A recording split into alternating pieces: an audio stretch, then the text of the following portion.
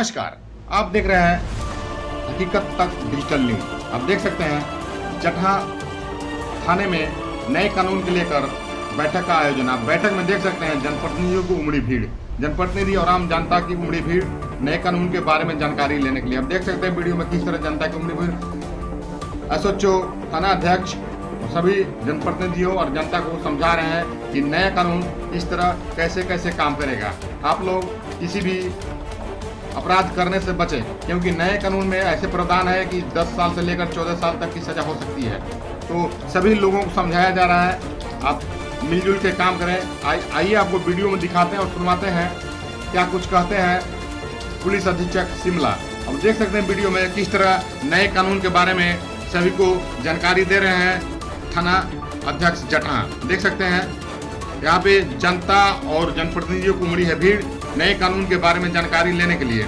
देख सकते हैं और वीडियो में आप अंत तक बन रहे हैं और देखें क्या कुछ कहते हैं पुलिस अधीक्षक शिमला।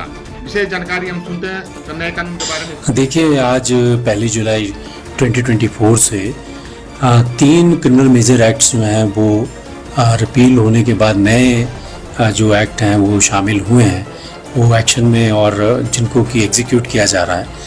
पहले जो इंडियन पिनल कोड जो है हमारा जो आईपीसी था वो न्याय संहिता में जो है अभी नए नाम से है, और जो कोड ऑफ क्रिमिनल प्रोसीजर था वो नागरिक सुरक्षा संहिता के नाम से है। और इसी तरह से जो इंडियन एविडेंस एक्ट जिसको हम पहले कहते थे वो अभी साक्ष्य अधिनियम जो है वो हमारा बन गया है। तो अभी इसमें क्या है कि काफ़ी सारे चेंजेस हैं। एक तो ऑर्डर ऑफ क्राइम जो है, ऑफेंसेस का जो ऑर्डर है वो चेंज हुआ है। जो पहले पुरानी सेक्शंस होती थी वो सेक्शन जो है वो ऑर्डर चेंज हो गया है।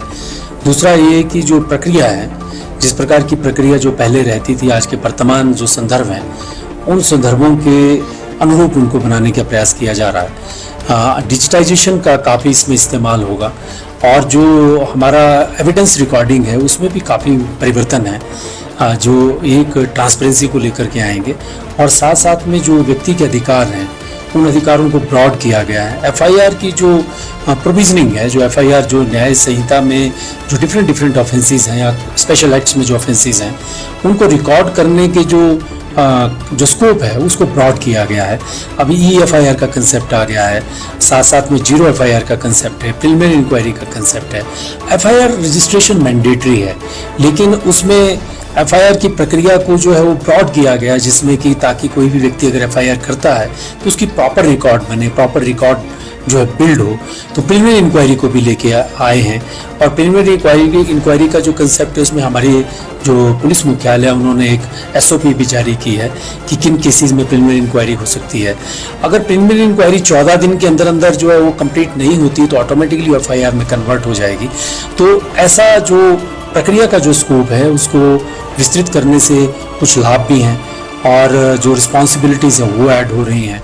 लेकिन सामान्य जन नागरिक के जो अधिकार हैं उसमें जो है जो एक आदमी है उसको जो कानून के लिए उसकी जो रीच है वो डिनाई नहीं होगी। वो डेफिनेटली उसके राइट्स जो हैं, किसी भी इंसान के सिटीजन के जो राइट हैं जो क्राइम से अफेक्टेड है उन राइट्स की सुनाई जो है प्रॉपर होगी। और उसके बाद इन्वेस्टिगेशन का एक प्रॉपर रिकॉर्ड बनाना पड़ेगा, कंटेम्प्रेरी रिकॉर्ड बनेगा। जो अभी वर्तमान में जो हमारे साक्ष्य को लेकर के जिस प्रकार की जो कार्यप्रणाली रहती है उसमें संदेह होते हैं, और संदेह कई बार जो है वो प्रक्रिया ठीक है लेकिन क्योंकि उसका कोई रिकॉर्ड नहीं है कि वो रिकॉर्ड कैसे हुई है, हमने किसी भी साक्ष्य को कैसे एकत्र किया है, उसका कोई रिकॉर्ड नहीं, उसमें डाउट क्रिएट किए जाते हैं। लेकिन जब आने वाले समय में जब ये कानून लागू हो जाएंगे तो जो एविडेंसेस को रिकॉर्ड करने की प्रक्रिया है वो साथ में डिजिटाइज्ड होगी, और जो ई-साक्ष्य ऐप है उसमें अपने आप सिंक हो जाएगी।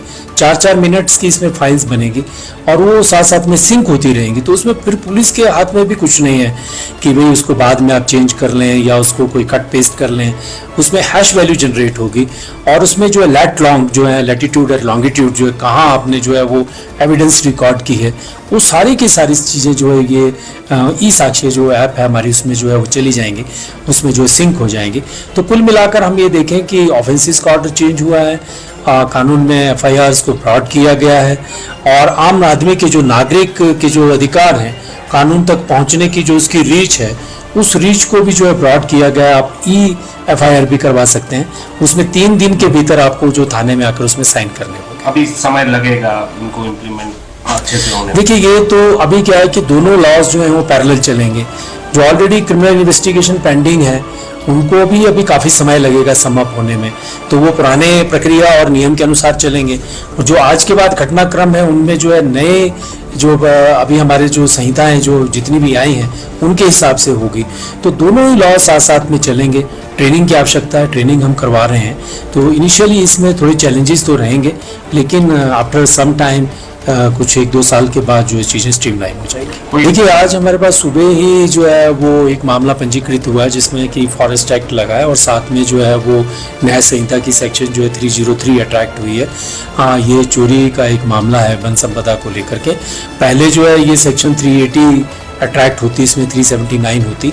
अब जो है आज क्योंकि नई धाराओं में पंजीकृत हुआ तो धारा 303 लगी है। तो इस प्रकार से जो ऑफेंसेस का ऑर्डर है वो चेंज हुआ है, सेक्शंस का ऑर्डर चेंज हुआ है।